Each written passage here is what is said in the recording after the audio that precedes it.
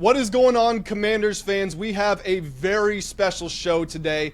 I teased it for a couple of days now, and I'm finally excited to bring it to the channel. As you all know by now, this is the Full Command Show. My name is Grant Mitchell, and I am joined by a very special guest. Again, a guy I've been bigging up for a long time, super analytical, super knowledgeable guy, and he's finally here. Eric Sidewater, host of the Eagles Edge podcast, creator, yes, the creator of an NFL stat called OASIS. You can find him on Twitter at Eagles X's and O's. And Eric has finally blessed us with his presence. So Eric, welcome to the channel and thank you for hopping on. Yeah, it's great to be here. I love connecting with other fan bases because they have a lot better, temperature of the team and understand the nuances of the coaching staff, injuries, depth charts, and all that kind of stuff. And as you guys will see, I'm a big football nerd, so I'm just, happy to be here. Yeah, it's funny. I reached out to Eric on Twitter, and I only started this YouTube channel 2.5, 3 weeks or so ago. The reception, by the way, to the new people, whether you're a returning subscriber or whatever, the reception has been amazing. And I say this every video, but I'm so thankful for you guys. But I reached out to Eric about a week and a half, 2 weeks ago maybe, and just said, hey, dude, you want to hop on, chop it up, whatever, blah, blah, blah. And it was funny because even though Eric is an Eagles guy and Commanders guy, like you see it, all the logos behind me, I had been following him on Twitter for 6-9 months or so, and basically just because, A, the quality of his work, and B, because I'm also such a huge NFL nerd, Eric puts out great content. So again, even though we're mostly here for the Commanders and Eric's an Eagles guy, he does put out NFL content, just general NFL content as well. So you will get great Commanders content from him, great Indianapolis Colts content, whatever you're looking for. At Eagles X's and O's on Twitter. I do highly recommend the follow. Yeah, and we'll do game previews. Last year, obviously, we played you several times. Mm-hmm. So I feel like, in my scouting process, I'll uncover stuff that neither fan base will know. So if you want to tune in before the Eagles play the Commanders this year, you may learn something about the Commanders and certainly the Eagles as well. Yeah, 100%. So I feel the best way. Look, we're going to have a bunch of great conversations here. And actually, before I get into anything, I should say, if you are one of those new visitors who has not subscribed to the channel, please go ahead and do that. And keep in mind, this is an open conversation between not just me and Eric, but you guys as well. So go to the comment section. Let us know your thoughts on everything we say. Again, that is the pillar of my community, this community. I want your feedback so that we can create these conversations. Also, make sure you do hit the like button if you enjoy what is to come. Eric and I have spoken about maybe reconvening halfway through the season ahead of Eagles, Commanders games, whatever the case may be. But yeah, just go ahead and do all that stuff. We are going to get into a bunch of great topics today. We're going to talk about Jayden Daniels and Jalen Hurts. We're going to talk about what Eric is the most scared of for the Commanders coming into this season, where he thinks the greatest degree of separation still remains. But I did want to start by just getting us on the same page. Think of this as setting a baseline or establishing a control group for a scientific experiment. I just want to make sure we're seeing eye to eye so that we have a general basis before we jump into these conversations. Eric and I did compile some notes together, so I do already know his opinions, but still, I just want to start it off by what areas do we think the Commanders actually have the advantage over the Eagles in? Because I will go on record, got no problem doing this. I think the Eagles and I think the Ravens have the far, far, far and away most talented rosters in the NFL. I think the Lions have a good case to be third, and I don't think they're close to either one of those top teams. So, again, if I were to just ask you, give me one definitive position the Commanders have the advantage in, what would you say? Quarterback. And I will say this. Before every matchup, you'll see a bunch of the media members create this little table of all the positions, and then they'll kind of have the slider scale of who has the advantage. I know what you're talking about. And I don't think it really does justice to the matchup. There's so many little interactions that are not captured by just doing this rote ranking of the positional groups. And you can't really imagine you tried to pick winners like that, you'd get crushed in Vegas. So it's an interesting thought exercise, but I don't necessarily think it's like useful in judging like which team is going to win or even which team is more likely to win the Super Bowl. But I still, it is interesting to kind of discuss the differences in the skill groups overall. But just to make sure here, so running back, O-line, tight end, D-line, receiver, corner, really just secondary, linebacker, edge, punter, kicker, everything else you say is with the Eagles. Yeah, I would say so. But I'd love to hear if you have any disagreements. Oh, I think one of the most decorated players we have over here is our punter, Tress Way, so we can go back and forth on that. But, respect to Tress Way, respect to the special teamers. That's not really what the conversation is about. If you're going to give us quarterback, I'm certainly not going to disagree. I'm glad that we do have that common opinion, and we'll talk about that more in just a second. If I were to try to argue for another group, I would pick defensive back. Now, I would still give it to the Eagles. Let me make myself clear. Cooper DeJean, Quinyon Mitchell. Quinyon Mitchell had a great year. In many ways, I don't know if you agree, I feel like he's gotten the most buzz, the most prestige of the two rookies, him and DeJean. But DeJean, there's a very clear line in the sand from when he got inserted into the lineup where everything changed for the Eagles. They were 2-2, about to fire Sirianni, and then they win 16 of their last 17 games.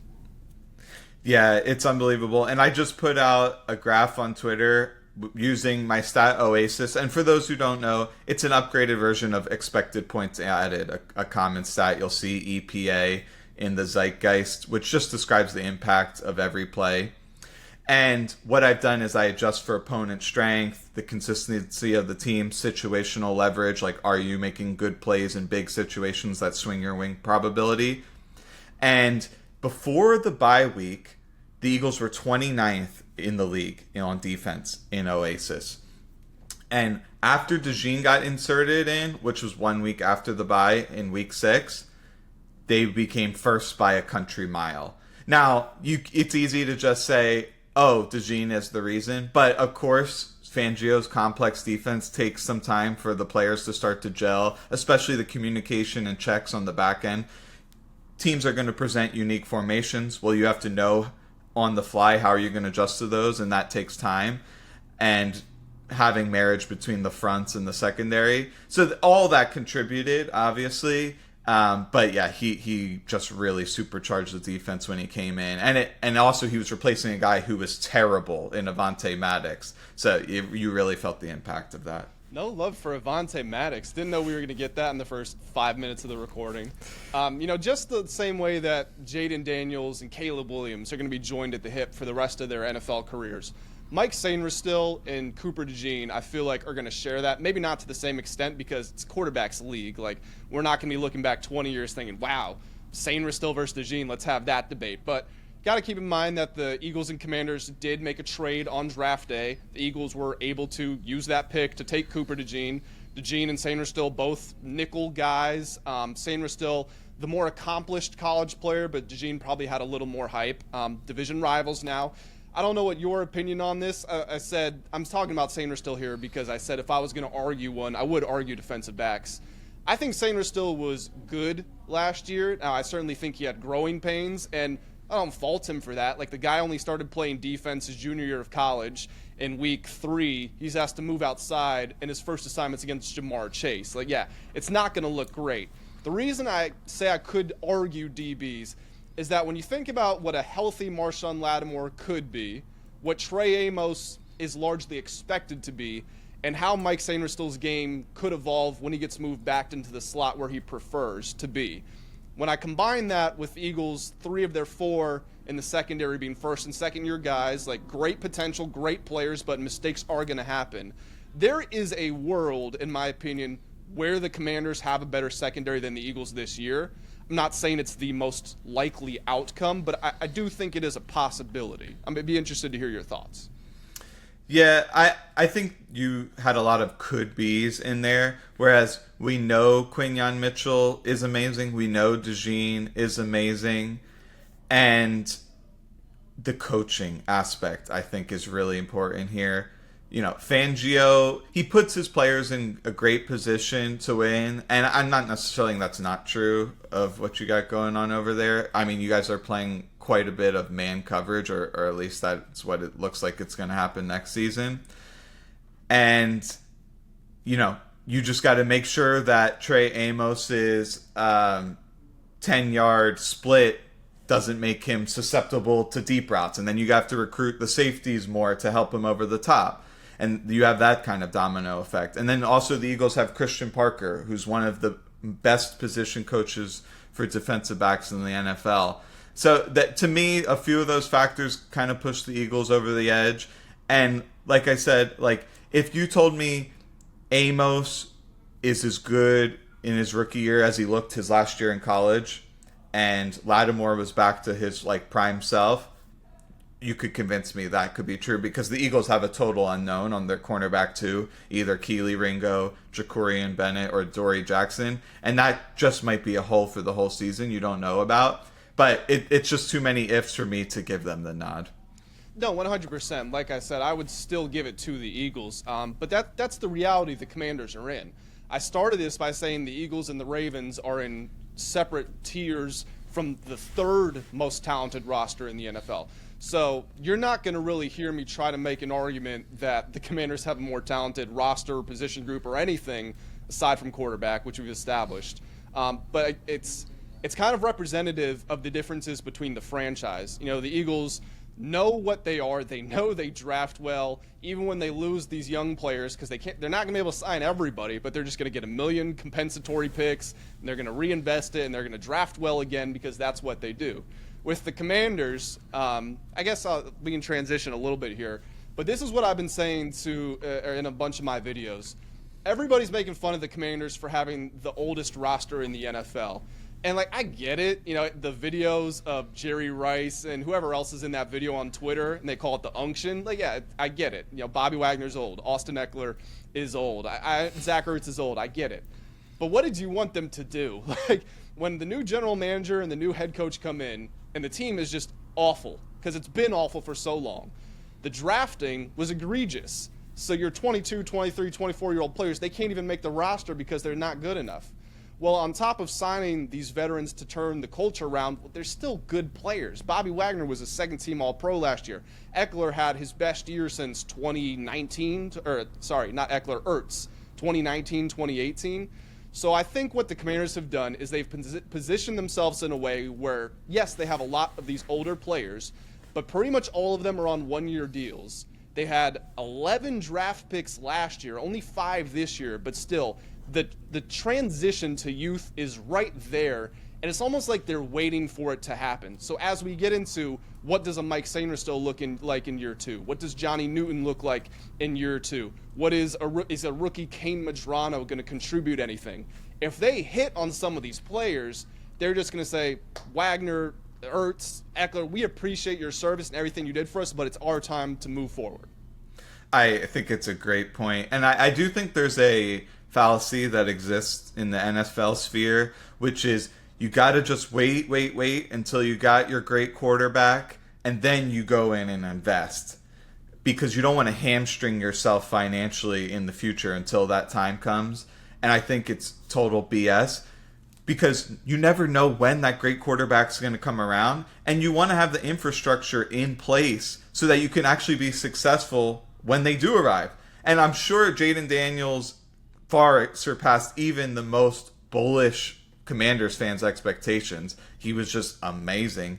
But they really played it smart, signing all of these veterans. And even to my example, it's not like they signed these extensive void year contracts where they're going to be paying Bobby Wagner in 2030. So they actually balanced it perfectly, where they're able to inject a lot of talent while they wait for some of these young draft picks to materialize, but also field a competitive team. And to me, that they really hit the nail on the head, and it's what I would do if I was a GM.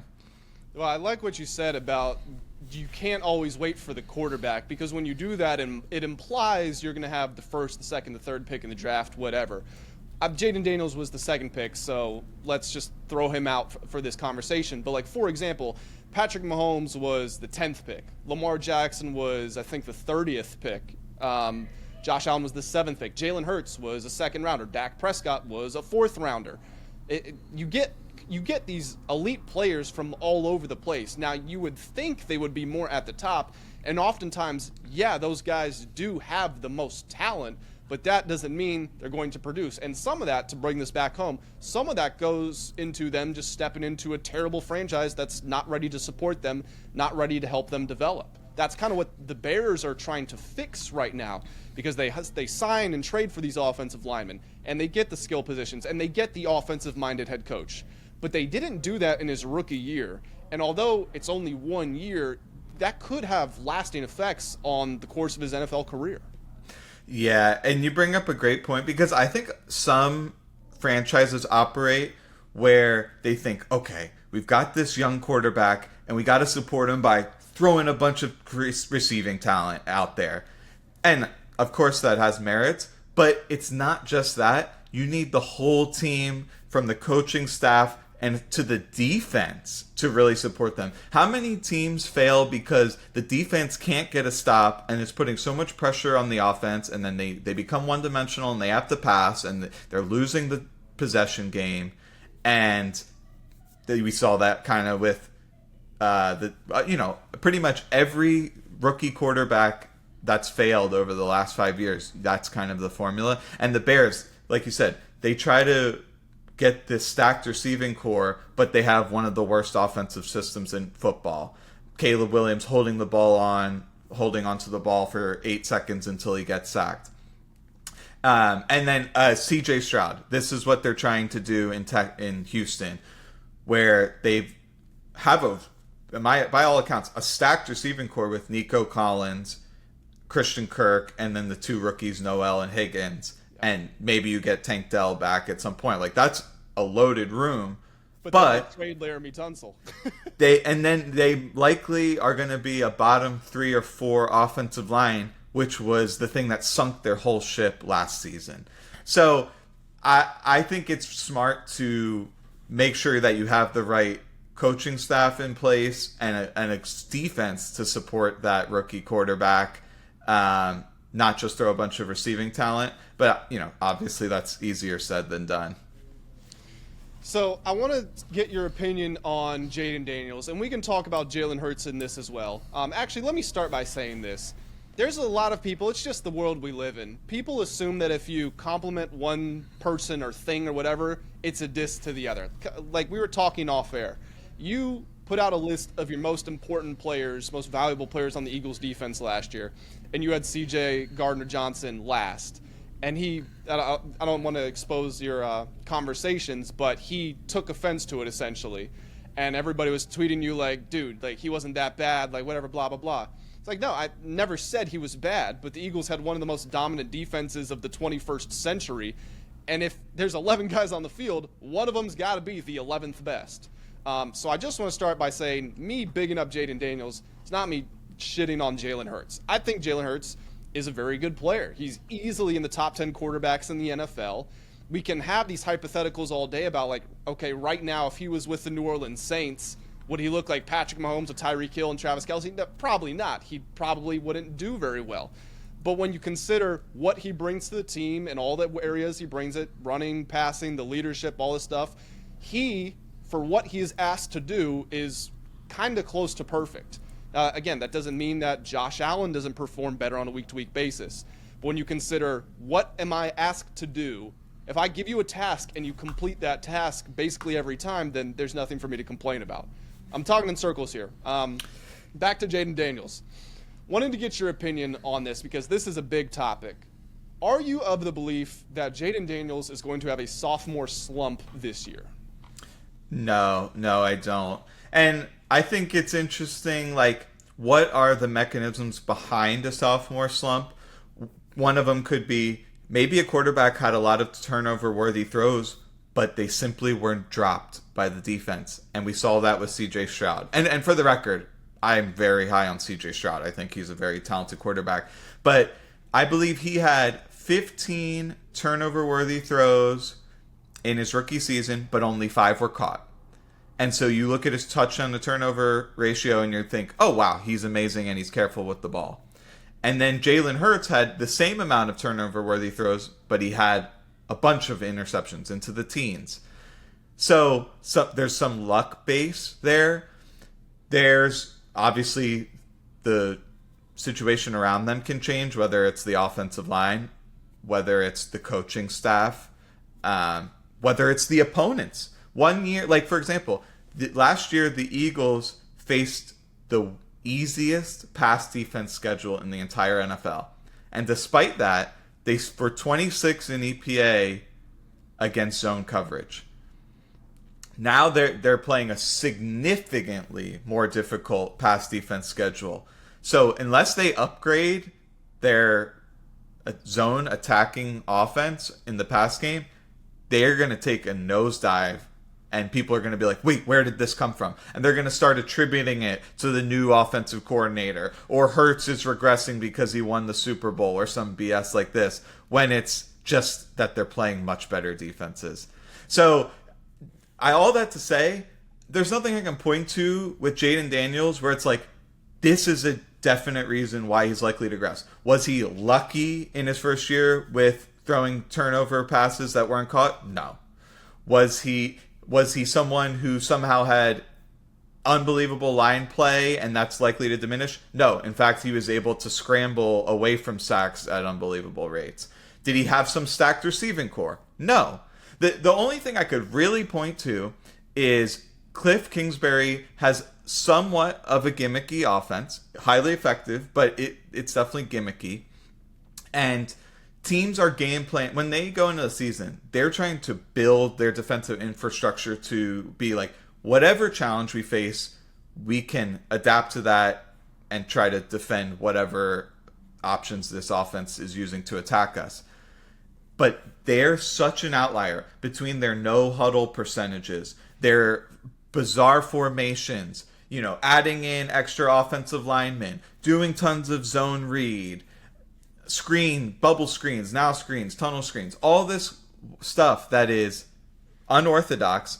Well, in a 1 week span, it's hard to game plan for that. But now teams have had a whole off season. So do we start to see teams having better mechanisms to deal with some of those unorthodox challenges the Commanders offense presents? I think in the division, yes. I think in the conference, to some extent. I think the AFC, no, it'll be exactly the same, and they're going to have a tough time. So that's kind of why I don't think Daniels is ripe for a sophomore slump. Yeah, something just very quick on what you said about Kingsbury's uniqueness. I think the biggest thing for him has been in years past, it's like he gets to week 8 and his offense just, there's no creativity, there's no refinement, development. Last year you saw him continue to change things as the season went on. And yes, the no huddle was certainly a huge portion of that. But I've got to be honest, I don't view that as like, okay, he's got this concept, he has this system, whatever, that he prefers, and now with the year of tape, you're going to be able to figure it out and go back and game plan for it. Do I think when teams are playing the Commanders, they might install not as basic stock defenses to use in no huddle tempo? I think they'll practice that a little more. When it's no huddle, the defense is normally, it's very simple coverages. You're not trying to do a whole lot because you got to communicate everything, and that's tough to do in a no huddle. But you can game plan for, okay, they're coming out in 12 personnel. I know I have to watch this guy and this concept. That's very different from, oh, shit, I've been running for 5 minutes straight now because they won't let me sub out and I'm tired. Like, that's just something that game planning doesn't matter. That's just your conditioning at the end of the day. So my opinion on Jayden Daniels in the sophomore slump, I don't think it's going to happen at all. And I think if he's the same guy he was last year, first of all, he'll be great. Because, don't know if you'll disagree with me, I think he was easily a top 5 quarterback last year. Now, does that mean he is a top 5 quarterback in the NFL? We got to see him stack years. But just if we forgot everything that happened for 2024, he was one of the 5 best quarterbacks in the league. Now, if he's that same guy, that's great. You can get to the playoffs like that. But when I consider the fact that he had his rib injury, and I'm not blaming any losses on that or anything like that. I'm not trying to do revisionist history. But it was clear that he was affected. He had to wear that huge I don't even know what you want to call it, that like flak jacket. Don't know if you saw the other day, there was a Madden event, and he said, yeah, I broke my rib. So he might have been playing with a broken rib. Also, he's going from the Commanders' pass blocking metrics might look okay on paper, but when you actually saw them against the great defenses, whether it be a great edge rusher, a disruptive interior lineman, or just games where the defenses were holding up so the Commanders couldn't get to that no-huddle tempo, in those games, you saw their line was a disaster. I mean, the fact that Jayden Daniels wasn't killed in one of those games against the Eagles is kind of ridiculous. You saw it against the Eagles as well. You saw it against the Ravens. He was running for his life, getting 30 yards or less from Brian Robinson Jr., and he was just being asked to work with it. So when I consider the Tunsil upgrade, not going to call Conerly an upgrade because haven't seen him on an NFL field yet, but a first-round draft pick, you're hoping that by the end of the season, he's at least an average starter, at the very least. When I consider that, and also if Terry gets his deal worked out, you added Debo to the offense. We can have a conversation about what Debo can bring at his age. He's probably not in his prime anymore, sure, but he's better than Alamazit Day Zacchaeus. And Jalen Lane will add more of a dimension than the players they had last year. So all of that very wordy just to say, things around Daniels have been improved.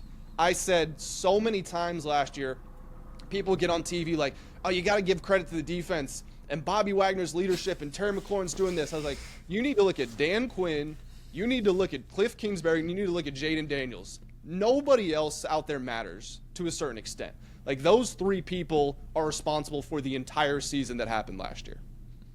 Yeah, and I would give credit to, like, Sam Cosmi. I think he was fantastic. Yeah, and I don't know, did you mention Wagner? But yeah, I'm speaking kind of tongue-in-cheek here. Like, yeah. Those players were good, absolutely. But Jayden, they had 6 fourth-quarter comebacks with a rookie. He was just working miracles week to week, it felt like. Yeah.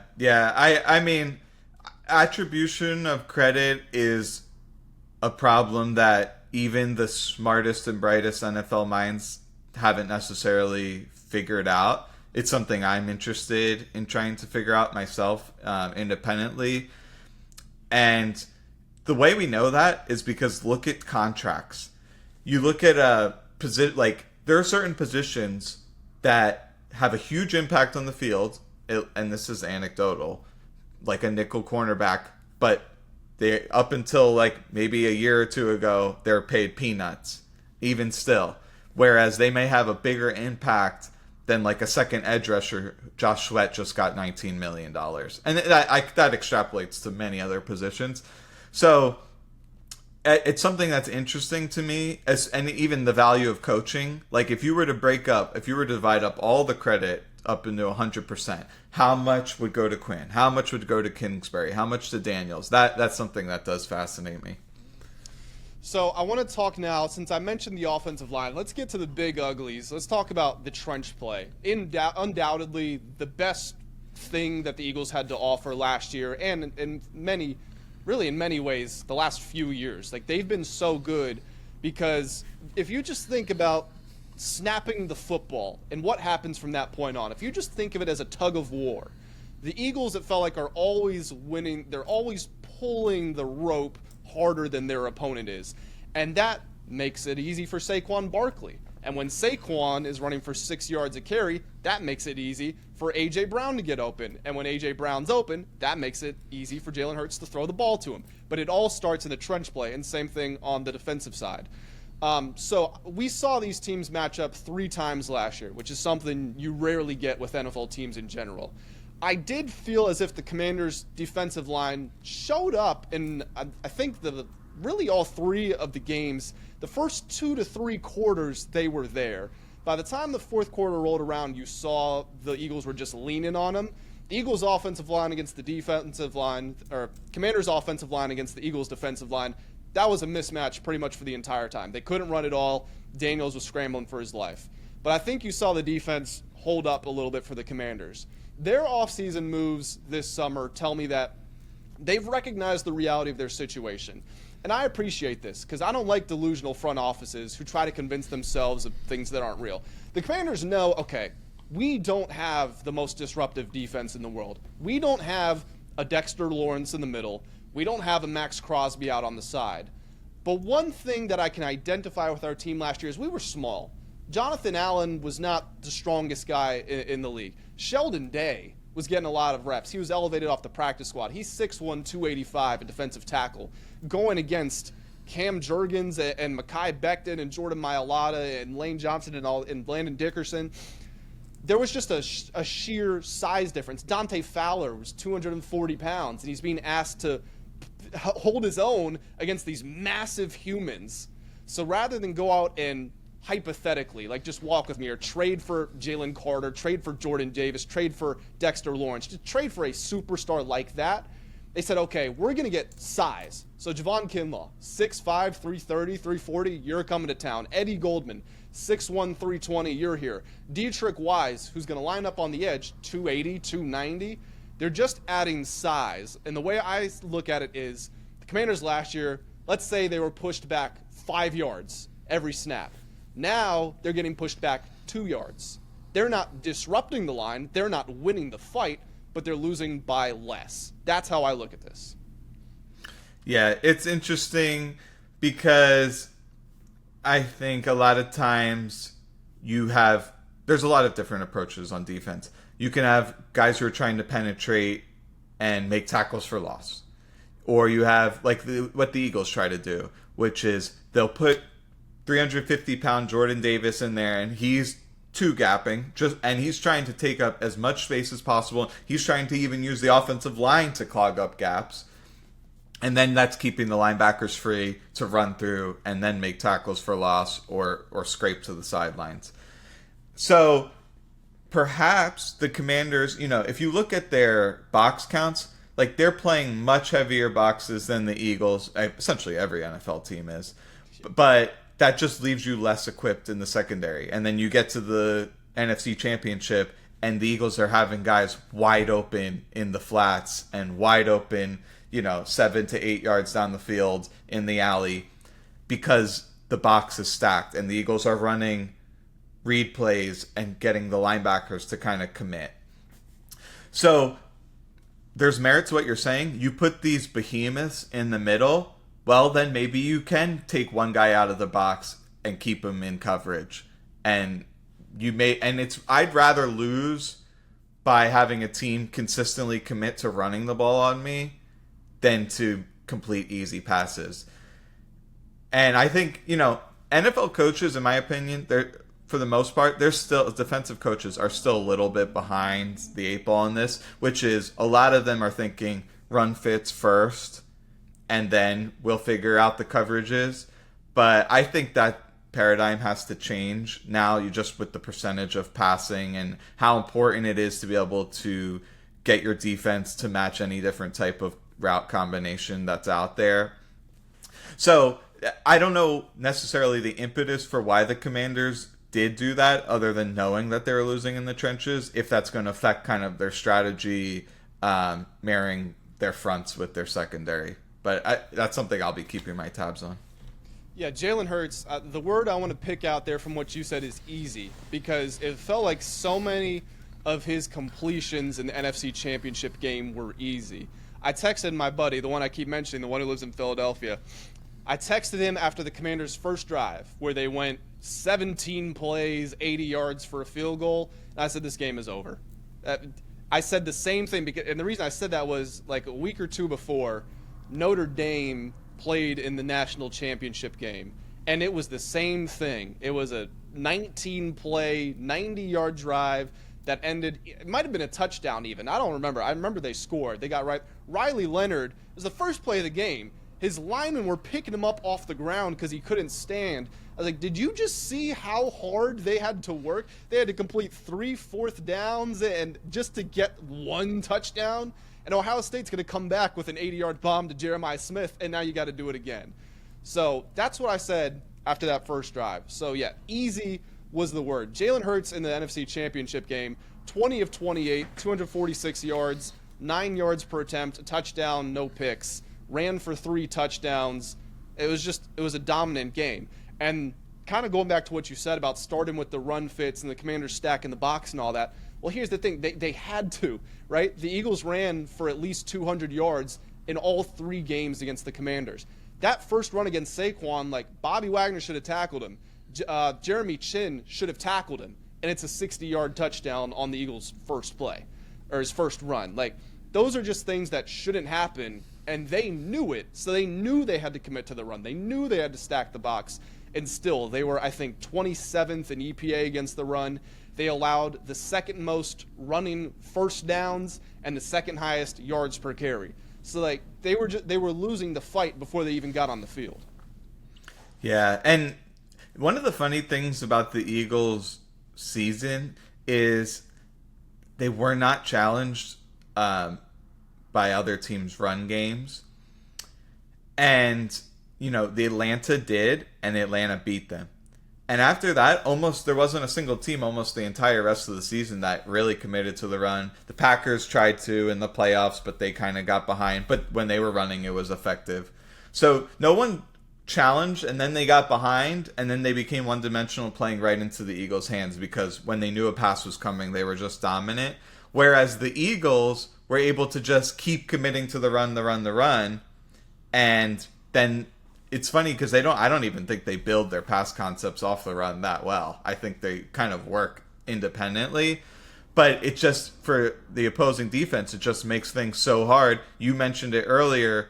You get into that late third, late fourth, and you've got these Landon Dickerson, Jordan Mailata.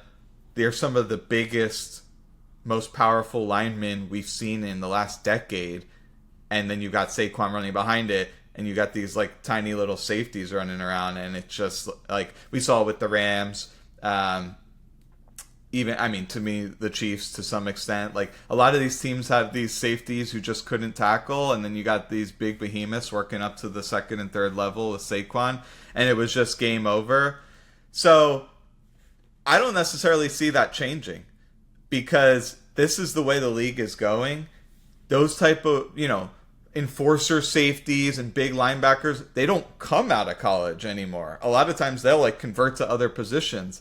So, and that's part of the trajectory of the league. And I'm wondering, the Eagles, they clearly pivoted last year, and they were kind of a bruising team with a classic defense.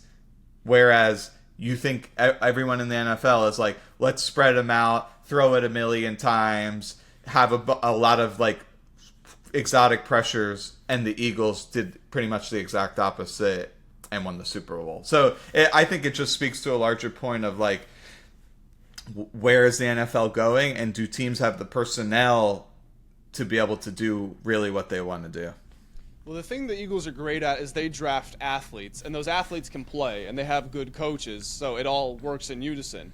The Commanders have the highest average relative athletic score of their draft picks in the 2 years that Adam Peters has been drafting. So whether they looked at the Eagles and saw they're in our division, we got to handle this, whether they saw, hey, the Eagles won the Super Bowl, we should do that, like whatever the rationale behind it, or just general, if I can run fast and I'm big and strong, then I have an advantage. Whatever motivated to do it, their type is these athletes. And they're trusting Quinn and Joe Witt Jr. and the position coaches and all these guys to bring them up to speed. So to kind of counter what you're saying about Saquon, do teams have the personnel to stop him? Not putting those expectations on any of these guys I'm about to mention, because they're all first, second-year guys. One of them's an undrafted free agent. But like Tyler Owens, he was a outstanding special teams player last year as a rookie. He's an undrafted free agent safety from Texas Tech. He runs a 4.4. He had a vertical leap of 40 inches. He had like the fastest shuttle. He's got all this stuff. Now, he couldn't cover, so he couldn't play defense.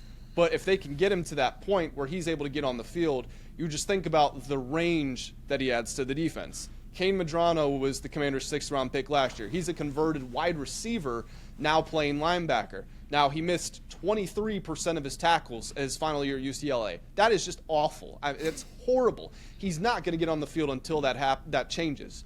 But if that happens, now you've got a guy running 4.4 playing linebacker who's also, if he was shifty enough to be a receiver, well, he's shifty enough to cover your tight end over the middle of the field. And if you can add tackling to that, that's where it changes. So kind of speaking to what you're saying about the direction of the league and where it's going, the same way that the NBA is almost positionless now, I think you might start to see that with this linebacker is a safety, but he's like also a corner who can cover. But hey, maybe we've got this safety who we can line up at edge rusher. Like, there's going to be a lot of that variability that I think is going to be coming.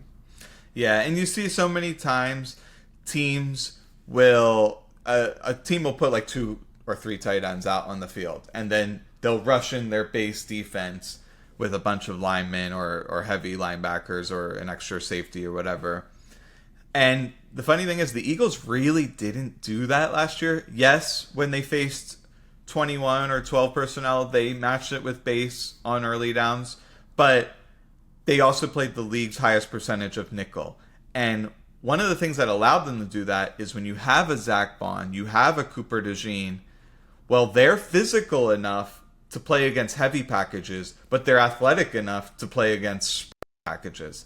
So imagine the benefit to the defense where you have all the synergy amongst the starters, and then they can kind of just stay on the field together regardless of what the offense trots out there. Meanwhile, the other teams are scrambling. They don't know what the guy next to him's tendencies are because they've only played 30 snaps together the whole season, and and they have deficiencies in their game. Otherwise, they would have been in the game on the previous down. So they just don't have to deal with that significant challenge as much as other teams. Now, if I was an offensive coordinator going against the Eagles, I would really push the envelope, whether it was 22 personnel, 13 personnel, and force them to make some kind of adjustments that way, where they're just going to get way too comfortable sitting in that nickel and then just diagnosing any kind of problem the offense presents.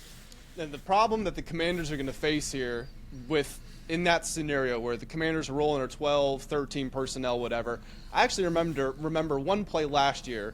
It was either 12 or 13. It might have been 13. They had John Bates line up at left tackle, and they had Brandon Coleman as a tight end. And it was like, what the heck is Cliff Kingsbury doing? It was one of those moments. But I think the problem that they might run into is, let's say that they're 13 personnel. They're just beating the hell out of the Eagles. They're like, all right, we got to get a 5th defensive lineman on the field here. We got to take a linebacker, we got to take a nickel, whatever. We just got to get an extra big man on the field. We're going man coverage on the back end. We're loading up the front.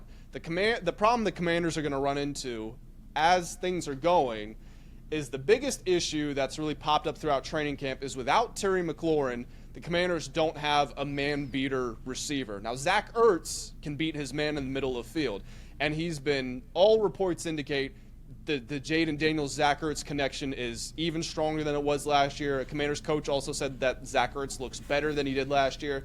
But like any third down, any fourth down, any goal line work, it's all getting funneled to Zach Ertz. Debo is not a man-beater receiver in himself. Now, maybe you can scheme some things up where if you get it to him on a screen and he has to beat his man in open field, he can do that.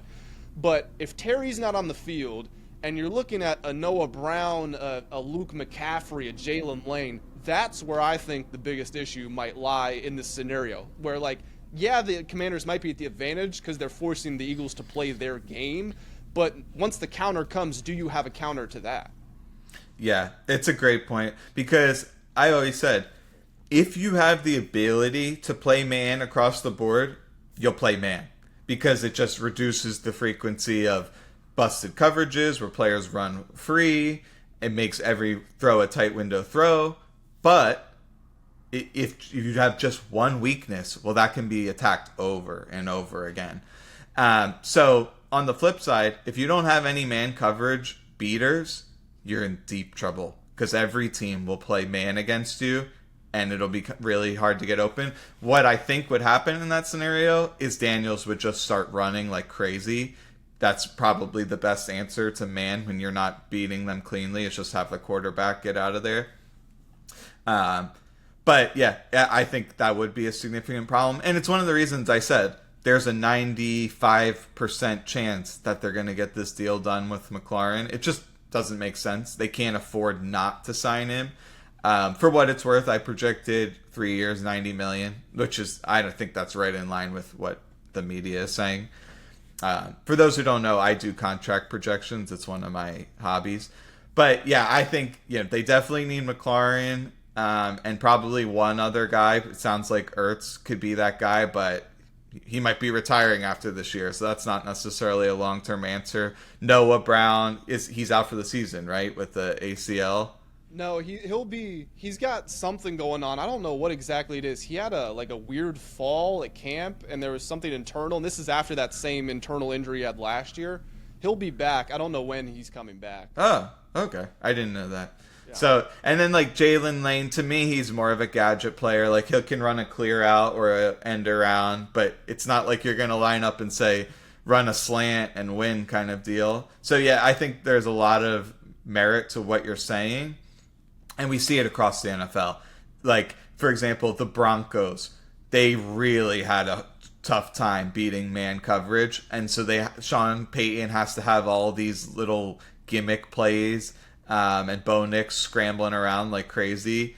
And had they had like one more guy who was really good at beating man coverage, I mean, the Broncos to me were like a threat. They were like that dominant defense. They've got a really good offensive play caller.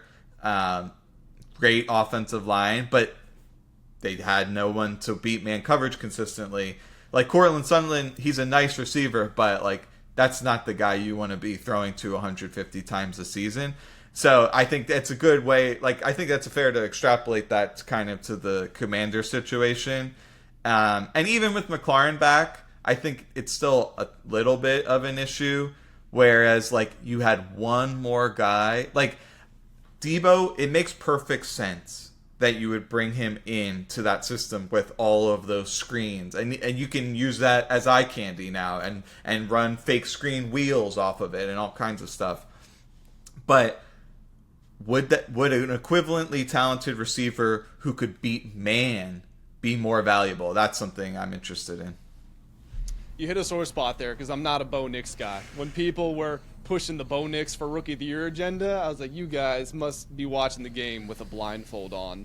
And like, just to tie it back to the whole sophomore slump thing, why are people so convinced Drake Maye's going to be great, Bo Nix is going to be great, but Jayden Daniels, the one who was the best of them all, he's definitely going to have a sophomore slump?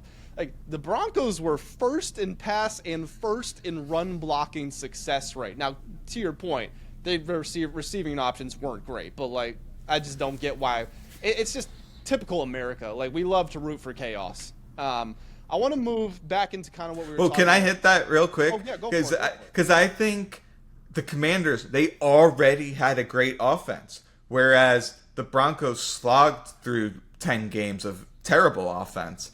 And the Patriots offense was a disaster. Of course, they had no weapons and had a bad offensive line. But I do think there's valid what you're saying. Like, people are crowning Drake Maye like, oh, he's guaranteed for superstardom. Whereas 1 out of 5 plays, he's airmailing into the third row. So it's actually a sickness amongst NFL media where they grade on flashes. They do it with Geno Smith. They say Geno Smith is a top 10 quarterback, and if you don't believe so, you don't know ball. Because he has unbelievable plays. He also has unbelievably terrible plays, which for some reason they just discount. And, if I was a Patriots fan, I'd be thrilled with Drake Maye. But I'm not ready to say I know he's going to be great. He needs to fix that 1 out of 5 play that's terrible, because in the NFL, that ain't flying. So, moving back over to the defense, because we were there a second ago, since you are the Eagles guy, I would love to get some inside knowledge on just what you're seeing, what you're hearing from the exciting guys. I will tell you this right now. About three or 4 months before the NFL draft, I wrote a mock draft, and I picked Jihaad Campbell to go to the Eagles in the first round. And my description, I put my thoughts on why, but the opening line was something to the effect of, because why wouldn't the Eagles make this pick? It's a guy who, first of all, is just elite at what he does. He's intense, he's physical, he's rangy, he's fast, he's a proven commodity. He has legitimate pass rusher skills, he has legitimate off-ball linebacker skills. You can do so many different things with him. And one of the things that I always say about the great teams in the NFL is whenever they draft a player, you're like, oh my God, they did it again. They had a great pick right there. It's like, well, they have no holes in the roster, so there are no bad picks. There can only be great picks. And I think Jihaad Campbell genuinely was one of the best picks of the entire draft. Yeah, in my pre-draft process, I labeled him as a blue chip prospect, and it was clear that he was far and away the best linebacker in the draft. But, typically you don't expect Howie to go after a position that on the open market, even at the very top, you're getting like $17 million, whereas a top defensive end is getting $30+ million. So I think that is where a little bit of surprise comes. But also they just saw how he was able to weaponize Zach Bond, and they're thinking, like, what if we had 2 Zach Bonds out there? And tactically, there are problems that he helped solve, where you no longer have Darius Slay, so the cornerback 2 is likely to be worse off than it was last year. Now, the benefit of having 2 great boundary corners is that you can have your weak side safety cross key the number 3 receiver and take away any of these deep vertical crossing routes, which is what NFL teams spam over and over again. But if one of your corners is weak, you can't just leave him on an island against all these good receivers in the NFL. They're going to get roasted. But the benefit of having an ultra athletic linebacker is now you can let the safety help the cornerback too, and Campbell can just take this guy downfield. We saw plays from Edrin Cooper where he's 50 yards down the field making a pass breakup on Christian Kirk. If you have that option, that's a really nice luxury for an defense to have. Now, I will say this. I went back and I watched a little bit more Campbell film recently. It's notoriously hard to get like SEC All-22 film. Yeah. And I think there was some things I overlooked initially. He has 2 big warts in his game. One is he plays with this high pad level. So if he's backpedaling, he kind of doesn't cover ground that well or change direction, which you would think, as an elite athlete, he should be able to do that at a near elite level. But he's kind of got this clunky, awkward backpedal. And additionally, he exposes his chest to blockers by playing too high. And he's a tall linebacker. Like, he's all of 6'3". And the other thing is block destruction. If a big guard gets up on him, he essentially just gets swallowed up. The only thing he can really do is do this, like, quick little swipe move and duck around them. But if they get latched onto him, he's completely cooked. So Saquon Barkley, in a recent interview, called him raw about 3 different times. So I don't want to say this guy is an instant plug-and-play superstar. It's going to take some time. Now, the benefit is they have the linebacker whisperer in Fangio. They've got Bobby King, a great linebacker coach. And they've got this disciple next to him in Zach Bond, who's going to be able, this guy is like a coach on the field, and he's going to do everything in his power to get him to play as well as he can. But he does have a ways to go. But I am very excited for him. One other guy, to get back to the original question, is Moro Ojomo. This is a guy I highlighted in a film breakdown, I think in March. And I planted my flag and I said, this guy could have a Pro Bowl level impact next season. And at the time, this seemed like a crazy statement. In the past few months, and I'm not going to say that I'm responsible for this, everyone has jumped on the Moro Ojomo bandwagon, and he's making a sack every single practice and training camp.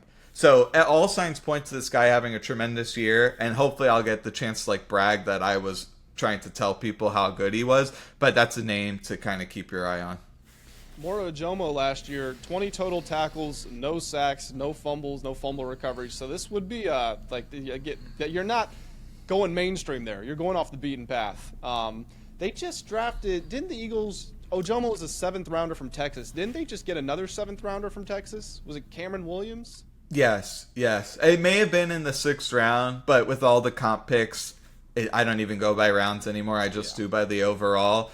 But yeah, when they drafted Williams, he's a household name for the college football fans because he played in obviously all these big games in the college football playoff.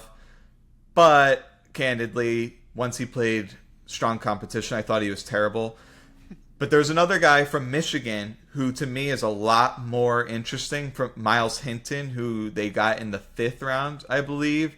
And from all reports, he's having a strong camp. He's huge and athletic, just, raw, doesn't have good like hand usage and stuff like this. But that's the perfect type of person to put with Jeff Stoutland and mold him into something. And who knows, maybe down the line he's Lane Johnson's successor. But yeah, to your point, yes, they did draft a late rounder from Texas. Okay, so let's talk about Saquon Barkley now. And this is getting to a lot of Eagles talk, but keep in mind, to my Commanders fans listening, like, we're going to play these guys. We want to win the division, you got to beat them. Maybe you want to get to the Super Bowl, you got to beat them again. Maybe it's the same championship game. But this is important here because Saquon, I feel Saquon was kind of the fail-safe last year. Like, when in doubt, turn around and hand it to Saquon. And the offensive line, obviously, massive part of that too. But Saquon was just so good. And it brought back an era that had kind of left football where your running back is who's winning you the game week in, week out, and you're really leaning on him. Like when Derrick Henry got the Titans to the AFC Championship game in 21, it was like, wow, I haven't seen that in a while. Not since Adrian Peterson was winning MVP or who's my guy from the Rams who had the terrible knee? Todd Gurley. Not since Todd Gurley had his Offensive Rookie of the Year season. Or Offensive Player of the Year season. Saquon's coming off of, obviously, a massive year. But I did just want to get your thoughts on a potential productivity decrease for Saquon and the impact that will have on the Eagles' offense. Because I went back and I looked at the numbers. Saquon was the 9th 2,000-yard rusher in league history.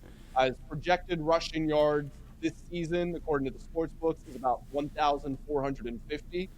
Of the 8 previous guys to run for 2,000 yards, only one of them, Barry Sanders, got to 1,450 the next year. All of them averaged at least one less yard per carry. Pretty much all of them got injured. Saquon's career high for carries, regular season and postseason combined, was 313. Last year he got 436. So it's a lot of wear and tear. They were giving him a ton of volume. And even though he did just get some months off, we've seen the risk of injury is significantly elevated for a player who had that type of workload.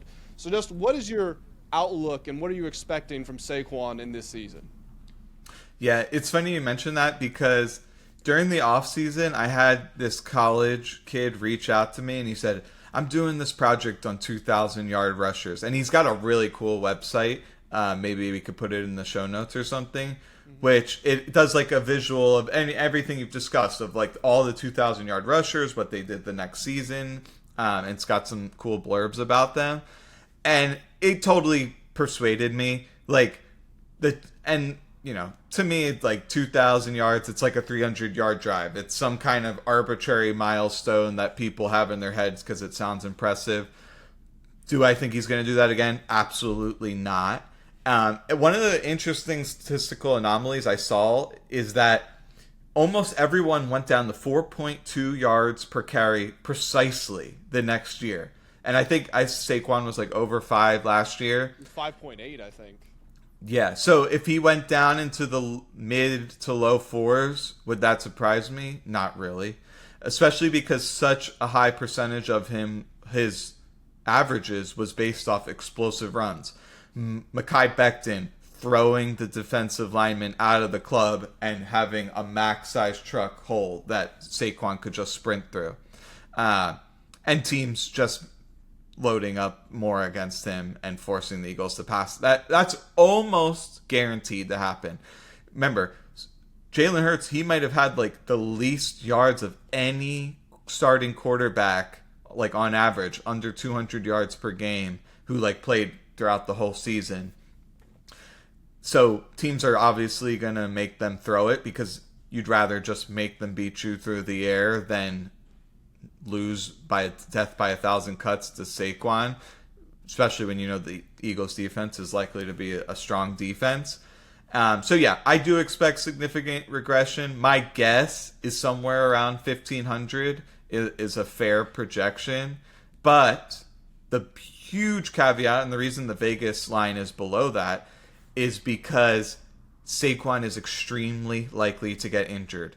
He's been injured obviously for NFL fans know this, repeatedly throughout his career, missing extended time. Obviously, a lot of wear on his tires. And avoided injury last year, which was a total anomaly. And I think people forget this. His over-under last year was around 1,000 yards. So Vegas, they're extremely bullish on his yardage total if you compare it to last year. And I don't even necessarily think it's properly taken in the injury factor. It's almost like they think he'll miss 2 or 3 games and still run for over 1,400, which would be insane. So, yeah, I think in the actual games he does play, he'll probably be about 10% less effective. And I think there's probably a 60 to 70% chance he'll miss sometime. If probably a 10 to 20% chance he misses significant time. So my biggest concern if I were an Eagles fan with a reduced Saquon is, look, I still think the team is going to be great. And I guess it's possible the defense is even better than last year. Now, that's a high bar to clear. History says it won't happen, but when I just think about how young they are and like how they were improving as the year went on, it's definitely still in the board of possibilities. But if Saquon is diminished, that means that there's going to be an elevated level of responsibility for Jalen Hurts. And this, in a way, circles back to what we started talking about at the beginning of the show when you were talking about Jalen Hurts and diagnosing cover 2 shells and ability to throw over the middle of the field and all that stuff like that. So I wanted to get your opinion on this now because I'm sure, Commanders fans, we love Jayden Daniels. I'll be the first to admit, if Jayden wants to be if he wants to firmly get with Lamar, Mahomes, Burrow, Allen, he's got to get better at deep middle field passing. I think that completely unlocks them, and it's like there's nothing we can do to stop this guy. If Saquon goes from 2,000 yards, 5.8 yards per carry, to 1,400 yards, 4.6 yards per carry, and Jalen Hurts goes from being asked to throw 25 times a game to 32, how do you envision him handling that responsibility first and foremost? And how do you envision the offense adapting? Will there be enough time to course correct? Do you think they can still fight for the 1 seed? Do you think they can get into the playoffs and win with that approach to the offense? Yeah, there's so many variables there, just between injury health, the opponents you play, turnover variance, that I wouldn't necessarily map the amount of attempts to likelihood of achieving some certain win total. But what I would say is that, and it's just alluding back to what we talked about earlier, they're going to face better pass defenses. They struggled against zone coverage last year. That is going to be ripe for regression in the passing offense. Now, there's something on the flip side of the coin, which is they were not healthy during the regular season with their receiving core.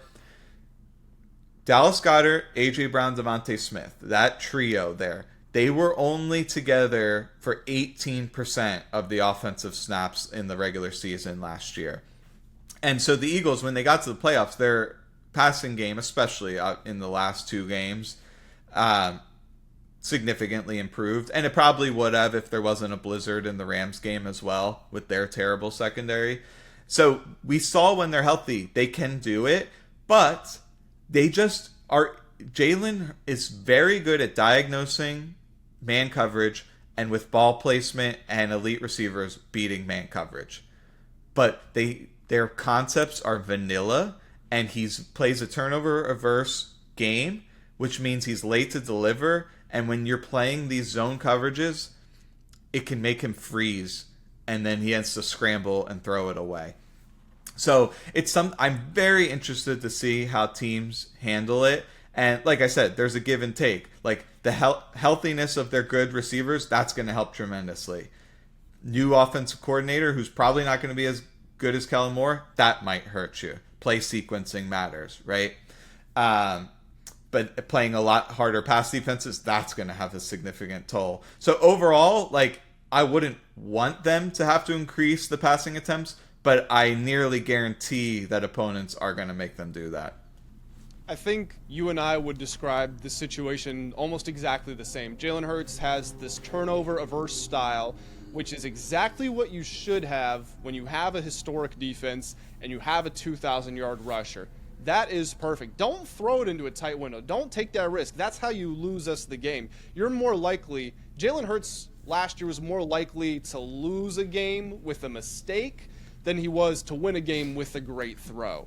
So I totally understand all of that. But, I mean, you hit the nail on the head and shouldn't be surprised by that. But very vanilla passing concepts. Like, if they were throwing to A.J. Brown, it was like he's on a go against man, or he's on like a quick slant. It was very simple play calling. So that is something that I agree definitely has to change.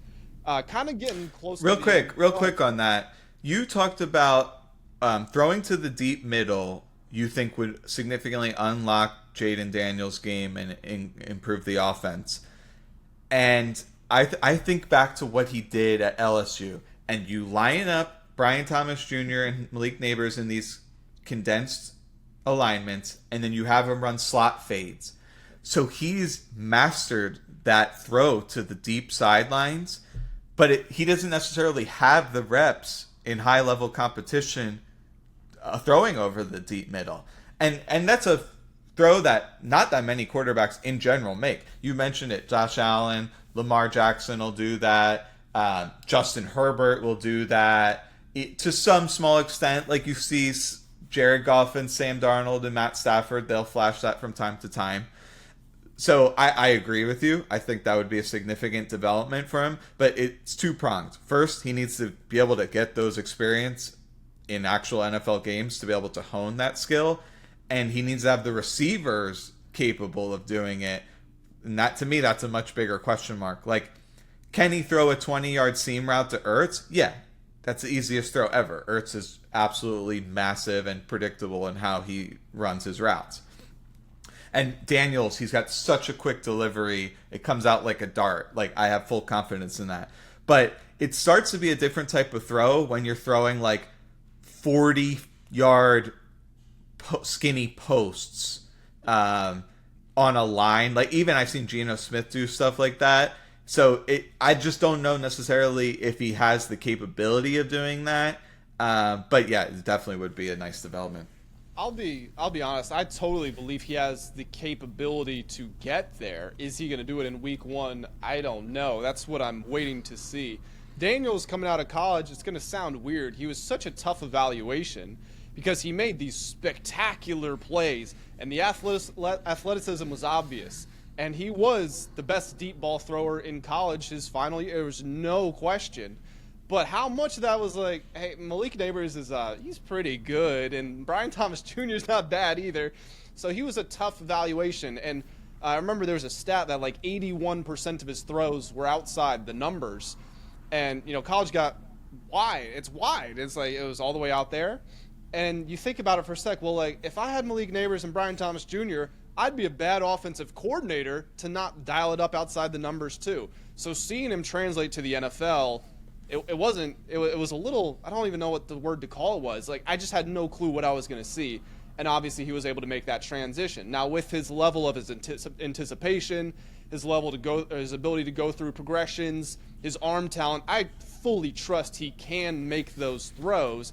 It's just kind of to what you're saying. He didn't attempt it very much. And is he going to get the confidence to do it? That's what I would keep an eye on. So I want to stick on Jayden Daniels. We're getting somewhat near the end here. But I wanted to ask you about him specifically, because as we outlined at the beginning of this conversation, there's not really many advantages the Commanders have over the Eagles. Really, quarterback might be the only one of them. If we break it down to like coaching in certain situations, maybe we'll find something else. But just the players on the field, it does seem like it's Jayden Daniels versus the other guys, or Jayden Daniels and the other guys versus the Eagles. So I wanted to ask this question to you. Do you think that a Jayden Daniels leap, like think Lamar Jackson his second year, if really just normal progression from a first to second year quarterback. Now Jayden started his first year at such a high level, it's almost hard to imagine. But if he just develops, do you think that the Commanders can win with him being Superman, or do you think there's still too many deficiencies throughout the roster to the point it's going to bite them? Yeah, and I think season to season, there's just so much variance, like I've talked about ad nauseum in this, whether it's turnovers, the opponents you play, injuries, that it's hard to boil it down to just something like this. And he was already really good. So I don't even know necessarily what a leap would look like. My gut instinct is that they overperformed in these one-score games by such a high margin that whatever his improvement is might be offset by their what you could describe variance in their one-score game luck. So that if I was trying to map it to a win total, that's kind of how I'd look at it. Their roster deficiencies, you could argue they're less deficient than they were last year, which in a vacuum would be a plus. So I think, whether it's Vegas, other experts, they think even if the Commanders are a better team, there's a likelihood that they don't match last year's performance, and I kind of agree with them. I feel very similarly. We'll give final predictions on Eagles and Commanders records right at the end, but I feel the same way that you can be a better team with a worse record. I'll give you an example. Have you looked at the 49ers schedule this season? They could go 14-3, and I would not be convinced they are a good team. I could still make the argument. You're playing the Titans one week, and then you've got the Browns, and then it's the Saints, and it's the Panthers. It's nobody for the entire season. I'm not going to learn anything about you until you get to the playoffs. So I do think the floor could be raised. Heck, the ceiling could even be raised for this Commanders team, and they could go 11-6, 10-7, and I would feel better. I would feel they're in a better position than they were when they went 12-5. The only counter I would give to your one-score diagnosis there is that they went, I think, of course, now I forget the numbers. I think they went 9-4 in one-score games and 5-2 in non-one-score games, and that's an almost identical winning percentage. Now, I do get the sentiment that one-score games are supposed to be more 50-50, and when 6 of those one-score games are fourth-quarter comebacks, that's something you can't rely on. And I do agree. I think the benefit of having Jayden Daniels is, let's say you're in 10 one-score games and you're expected to win 5 of them. With Jayden Daniels and knowing how clutch he was down the stretch of games, I would think, I'm not going to win 5, I'm going to win 6, or I'm going to win 7. I think that's a bit of a difference, but the point is still taken. Yeah. And, I'm not in the business of projecting win totals. If you made me bet, I would pick the unders and just hope for, an injury or some kind of Week 17 thing where the team doesn't even play their starters. I think it's a little bit of a fool's errand. But, yeah, I think it's still a valuable thought experiment to rank how they are compared to last year and relative to the rest of the league. I know we had a few more notes on here, but honestly, I feel like we're in a good place with the conversation. Super Bowl hangover for the Eagles. This is the last thing I'll ask you. You give any validity to that, or you think it's just talking points for the offseason? Yeah, I don't know. I think it's an individual basis. I think, they're doing everything in their power to make sure that doesn't happen, and the players are vehemently pushing back against we're defending champs, no, it's a brand new season, nothing we did matters, we weren't even satisfied by the Super Bowl, it's really all about the journey. To what extent is that lip service? You never know until you actually see what happens on the field. But they're very aware of that, and that's the first step, and then it's just enacting it. And I think some players will be affected by it a lot more than others. To me, the thing that's fascinating to me is if you're a rookie, you come in, you play a serious role like Mitchell and DeJean did, and you won the Super Bowl. How does that affect you? And, they both have these goals of DeJean says, I don't want to be defined by the pick 6 in the Super Bowl. And A.J. Brown calls him APC, All-Pro Coop. And Quinyon Mitchell is trying to establish himself as a all-pro player. But then you get to these other guys who they're established. Maybe they won the Super Bowl for the first time. And they're okay, maybe they don't put in that extra 30 minutes of conditioning that they did last year when they were hungry. So, and I just don't know that to be the case. But that's something you wait and see. Okay, this is going to be the final thing we're going to tackle here, and I think it's a very cool way to close out the show. I want us both to share what scares us the most about the other team, and I want us to share what makes us most confident in our team. So I'll go first. The thing that scares me the most about Eagles is the combination of speed and athleticism at every position means that they have answers to questions.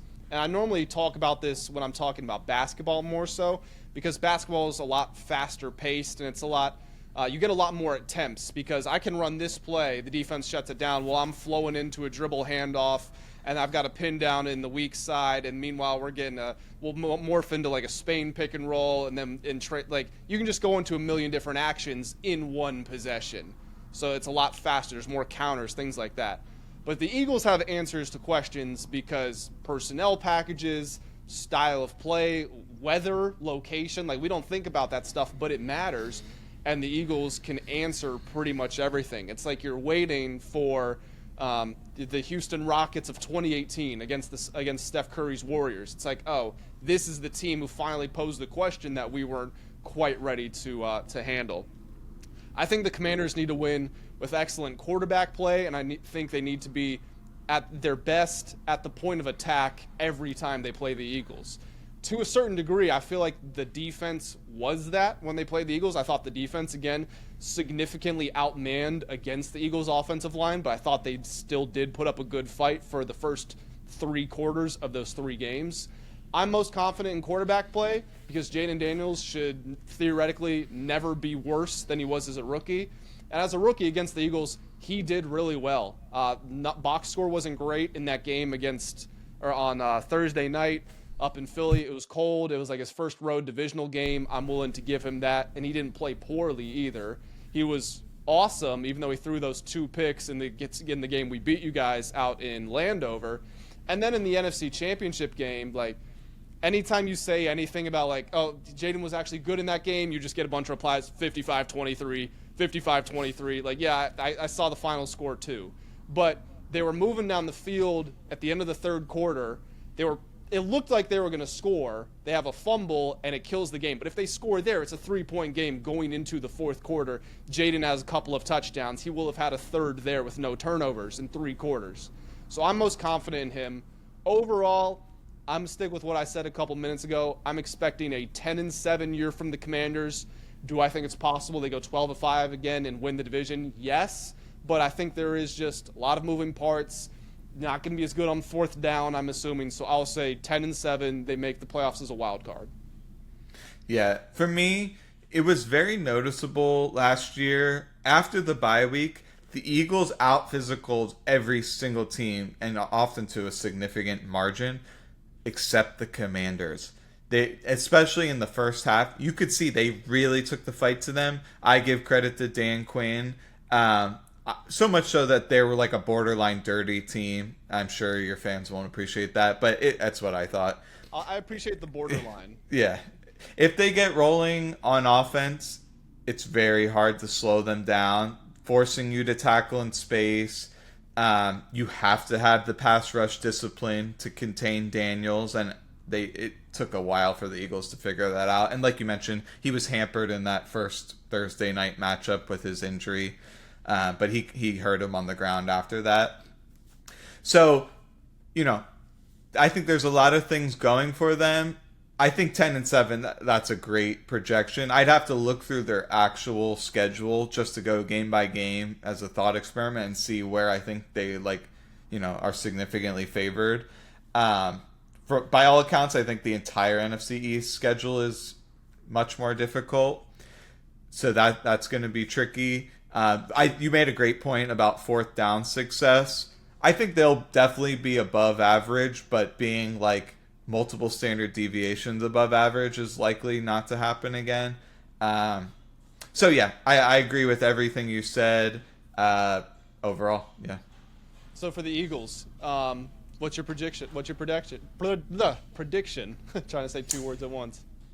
Yeah, my prediction is 11-6. I think it's highly schedule based. It's highly injury luck based. Last year, I don't think teams expected the Eagles to have as good as a defense as they ended up having. I don't think teams were equipped to try to defend against Saquon Barkley, and there was a lot of bad teams in there. And so they're just going to be more well prepared. They're going to be gunning for the defending champs. And the Eagles are much more likely to have like bad injury luck, whether it's Saquon, one of their bookend tackles, potentially someone important on defense, as well as the tough schedule. So I feel pretty strongly about 11-6. You ask Eagles fans, they're all into the 13 and 14 wins. So they're still on the Super Bowl high, but I think that's going to be crashing down quickly after the season starts. Because they're opening up, I think, 4 out of their first 6 games is certainly 3 out of their first 4 are tough matchups, and that's going to be sobering. Yeah, there's minus money on the Eagles over 10.5 wins, but also minus money on the Eagles under 11.5 wins. So the sportsbooks think 11 is that number. And just to close this out, yeah, you got the Cowboys at Chiefs, Rams at Buccaneers, Broncos as the first 5 games of the season. Like, to what we were saying earlier about you can lose and be a good team. Theoretically, the Eagles could be 2-3, 1-4, and a great team. 1-4 is very unlikely, but you get the point I'm making. 2-3, 3-2, anything like that could still be the best team in the NFC and not just look like it, not be coming out the gates firing on all cylinders against a tough schedule. But guys, that is going to do it. We're going to go ahead and wrap this up. Again, we had the privilege of being joined by Eric Sidewater, host of the Eagles Edge podcast, creator of the NFL stat OASIS. Get to him on Twitter at Eagles, X's, and O's. Eric, it was awesome having you. Any final thoughts before we get out of here? I had a great time. Really high-level football talk. Hopefully the fans all appreciate it. And I'd love to do this again before our matchup. Awesome. Well, you heard the man. Guys, go to the comment section. Let us know your thoughts on everything that we said here. Make sure you hit the like button. Almost 90 minutes in, but it's all for you guys. Hit the subscribe button if you have not up to this point. And Eric, this will be good for you. As I always say, guys, I'll catch you in the next one. Have a great day.